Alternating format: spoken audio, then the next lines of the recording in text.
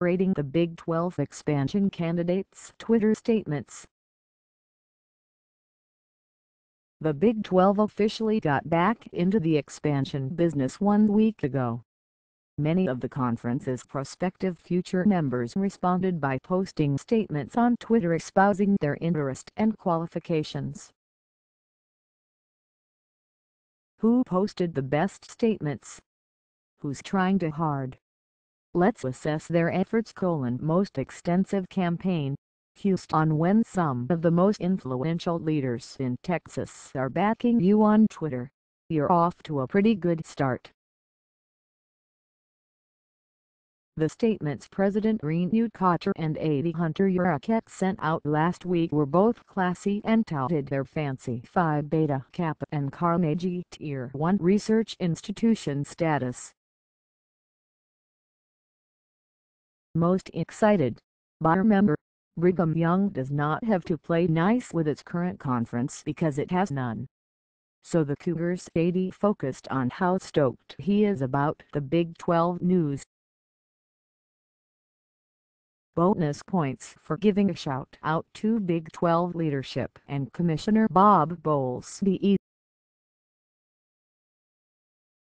Long but fair. Smutway couldn't find a Southern Methodist statement on Twitter, but AD Rick Hart did grant an extensive interview to the Dallas Morning News laying out the Mustangs' case. And he said some pretty level-headed stuff like this on SMU's location: "We believe that we're a good fit. It seems natural. We have competed at that level before and done very well. We're on a level playing field with those institutions. We're in the middle of the footprint of the conference, which is anchored in the state of Texas. I understand it can be argued whether we bring, quote/unquote, the Dallas market, but what we do is solidify the Dallas market." Hart also acknowledged SMU has flaws and weaknesses, which is something his fellow Big 12 candidates are not saying. "Honesty is a nice approach during this PR war." Vague but proud. Memphis, Colorado State AD Joe Parker used his statement to tout his school's pluses and its focus on being the best version of Colorado State that we can be. He makes no specific mention of the Big 12. Same angle from Memphis AD Tom Bowen. Nothing specific about conference, but his school is prepared to take action when certain opportunities arise.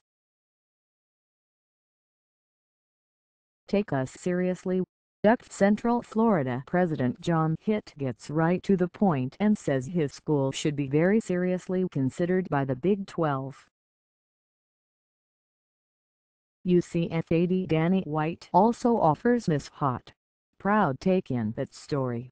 "We have so many competitive advantages that it doesn't matter what league we're in." Keeping it casual. UConn. Boise State Connecticut hasn't been sending out statements, and with good reason. In an interview with the Associated Press, AD David Benedict indicated his school is indeed interested, but he's waiting for the Big 12 to call him. "I don't think circumventing that process is the way to go. But I don't think there is a question as to whether or not the Big 12 is aware that we would have an interest if they are interested in us." Boise State AD Kern Capsey hasn't sent out a statement either, but did go on local radio to say his school is happy to be in the Mountain West. Keeping quiet.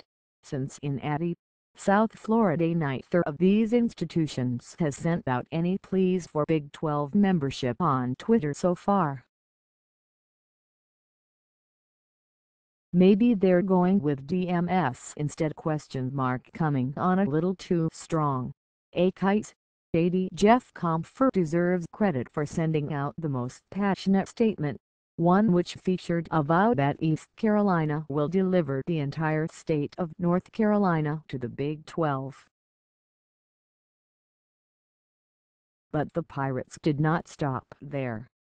Their official athletic department Twitter account has been pitching that Big 12 conference directly and publicly. They've bragged about their football attendance figures, donations and, most recently, their travel partner abilities. We get it.